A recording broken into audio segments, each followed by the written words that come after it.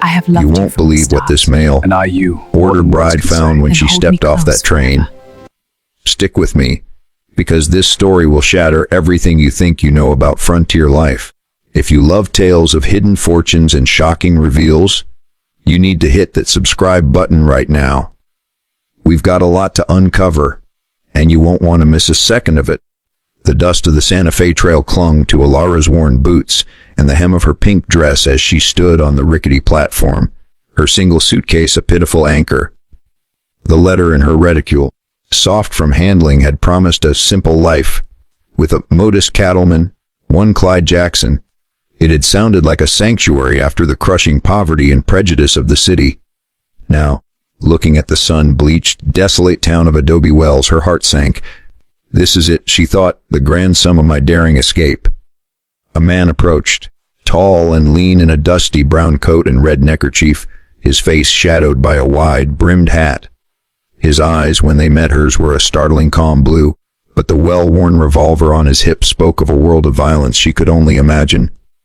"Mr. Jackson," she asked, her voice barely a whisper. He gave a single nod, taking her suitcase. "The wagon's this way." The ride was silent, the vast, empty land swallowing the sound of the wheels. He pointed to a distant, low adobe structure with a corral holding a few horses. "Home," he said. It looked lonely, weathered, and painfully small.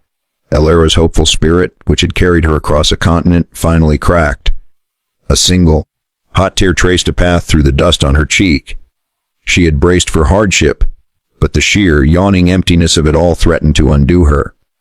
He saw the tear but said nothing, his jaw tight. She thought it was pride in his meager holdings, a man embarrassed by what little he could offer. She could never have guessed the truth. His silence was the weight of a secret too large to simply speak. The homestead was clean but austere. The main room held a rough-hewn table, a stone fireplace, and a shelf with a few books. Her small room had a bed, a washstand, and a window looking out at the endless scrubland. Clyde was courteous but distant, his movements efficient. He spoke of checking the fence lines and riding out to the north pasture. To Alara, it seemed like the busy work of a man trying to make a few dozen cattle seem like an empire. She resolved to be a good wife, to find the dignity in this struggle. She baked bread in the outdoor oven, mended his shirts, and tried to ignore the hollow fear in her stomach. One afternoon, a group of rough-looking riders approached. Alara's blood ran cold, but Clyde merely stepped outside, his hand resting casually near his revolver. The leader, a man with a scarred face, tipped his hat. "Afternoon, Mr. Jackson. Just passing through.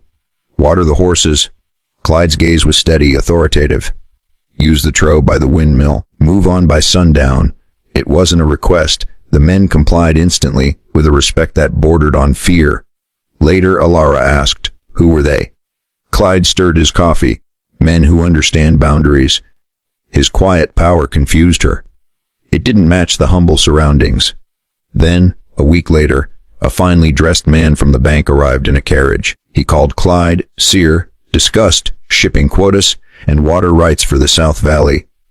Clyde spoke of numbers, hundreds, thousands, that made no sense in context of their few skinny cattle. After the man left, Alara finally voiced her confusion. "What South Valley? We only have this land." Clyde looked at her for a long moment, a storm in his calm eyes.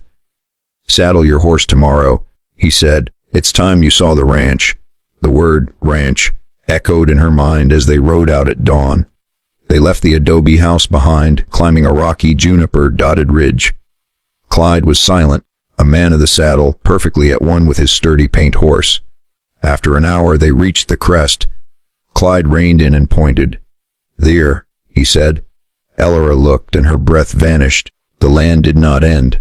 It unfolded like a living tapestry in every direction, as far as the eye could see. A vast emerald valley cradled a river that shone like a silver ribbon. Thousands upon thousands of cattle dotted the grasslands like moving seeds. In the distance, she saw clusters of barns, bunkhouses, and corrals that formed not one, but several smaller ranch complexes. Windmills spun in the breeze, and teams of riders moved in the distance. This was not a homestead. It was a dynasty. "The adobe," Clyde said, his voice soft. is where I started. It's where I go to remember. To be alone. The men you've seen, they work for me. All of this is Jackson's reach. Alara's mind reeled. The fence lines were boundaries of a kingdom. The north pasture was a territory larger than some counties. The humble man in the brown coat wasn't a poor rancher. He was a cattle baron, one of the wealthiest, most powerful men in the territory. He'd hidden it, not to deceive her, but because he needed to know if she wanted him. Not his wealth, not his empire. The letters, she stammered. They said you were poor. A faint smile touched his lips. I wrote them myself. My lawyer said it was foolish. But I've had enough of people who only see the land, not the man who works it. Tears welled in Alara's eyes again, but these were of a profound, staggering release. He hadn't brought a Nave City girl to a pitiful shack. He'd brought her to the heart of his world, first to its simplest, truest chamber. He was offering her not just a share of his wealth, but a partnership in his legacy. "Why show me now?" she whispered. "Because you cried for me," he said, turning his horse to face her. "You saw a hard life and were willing to embrace it for the promise of a shared struggle. You didn't see a failing rancher, you saw a man. No one has looked at me like that in 20 years. They rode down into the valley, and the scale of it all settled over her. Not as a burden, but as a purpose. He showed her the breeding barns, the foaling pastures, the main ranch house, a beautiful, sprawling hacienda built around a courtyard. "This is your home, if you want it," he said. Alara dismounted and walked to him, placing a hand on his weathered cheek. "My home is with you. Whether it's the adobe or this house, you are my sanctuary." That night, in the lantern-lit courtyard of the hacienda, Clyde Jackson introduced his wife to his foreman and their families. The respect they showed her was born from their respect for him. Later, sitting on the porch watching the stars pierce the velvet sky over their land, Alara's journey finally made sense. She hadn't traveled west to become a mail-order bride. She had traveled to become a queen of a frontier empire, loved by a king who valued her heart above all his gold. She had come expecting dust and found a universe, and in his steady, gentle gaze, she found a love as vast and enduring as the land he had given her. What an incredible turn of fate, right? From a tear-stained arrival to becoming the mistress of a hidden empire. This is why we dig into history's untold stories. If your heart is as full as mine right now, do me a huge favor, hit that like button, and subscribe to the channel for more breathtaking stories of love, legacy, and stunning reveals from the past.